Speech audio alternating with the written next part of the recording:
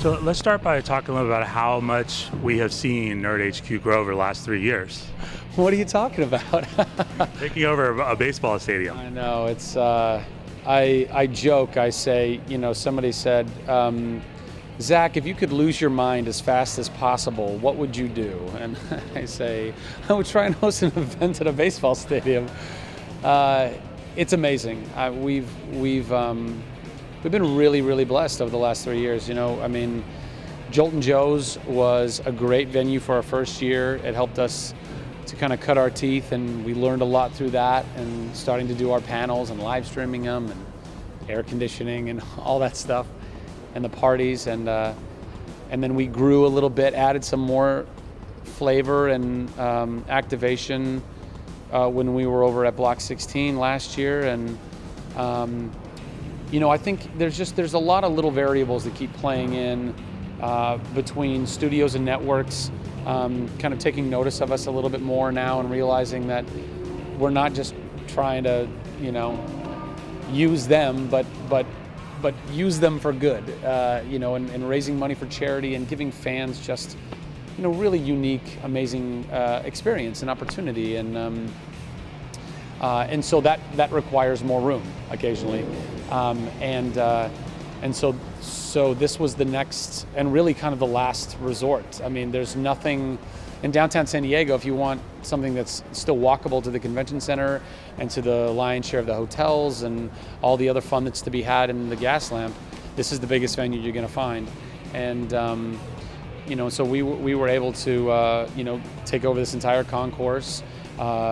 Really honored to be sharing it with The Walking Dead on the other side, and we've got just incredible event planners and talent and a workforce here that are essentially transforming this into just a really awesome lounge, clubhouse, arcade, panel area. We took over essentially a section, not essentially, literally a section of baseball stadium seating with cup holders and all, and we built a room. We just built an artificial room around it with a plexiglass back, so you can still see the baseball field, but we'll have the amazing talents of Joss Whedon and Nathan Fillion and Seth Green and and Doctor Who and everybody just up on that stage and live streaming it to the world like we always do.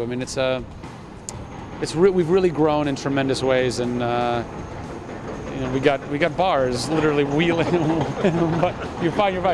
And couches. It's a really giant. Literally, I walk in this day every year, and I have this thought that runs through my head of, oh, that's right, I'm an adult. I'm an adult with a company that tries to tackle pretty massive things like this, and that takes a lot of people and vision. And I'm really grateful that God gave me that vision to begin with, to say, hey, let's go do this crazy thing. And I'm really, really, really glad that he surrounded me with people that believed in me just enough that we were able to pull it off. Now, gaming has always been a big part of this. I saw you guys have virtual reality this year with the Omni. What are your thoughts about that? So excited about the Omni. This has been kind of a passion of mine for a while, just the kind of future of gaming. And I've actually spoken to quite a few people over the years about it, of ideas that I've had, like the Oculus Rift. And then the Oculus Rift came out, and I was like, oh, crap. Well, good. At least somebody's doing it. I might not be making a buck on it, but at least somebody's doing it. Because, really, it's just a matter of I've always felt like it's just a matter of putting all the pieces together. We've got head tracking, we've got Bluetooth, we've got Wi-Fi, we've got infrared, we've got motion sensing, but you just got to put it all together so that when somebody moves their head, there's a low latency, and you've got a 3D, heads-up display that works, and then so you've got your visuals. Then it's just a question of, well, how do you move around, sans an analog thumbstick of some kind. And of course, everyone's thought of a million different things of you have this multi-directional trackpad that you're kind of harnessed in, but you got to run on, and which could still be kind of fun. I think the military actually has something like that. But these guys at Omni, so I was on Kickstarter, and I was looking at various tech things, because like you do, and looking at the Oculus Rift, and then right connected to that was the Omni. I'm like, what? What is this?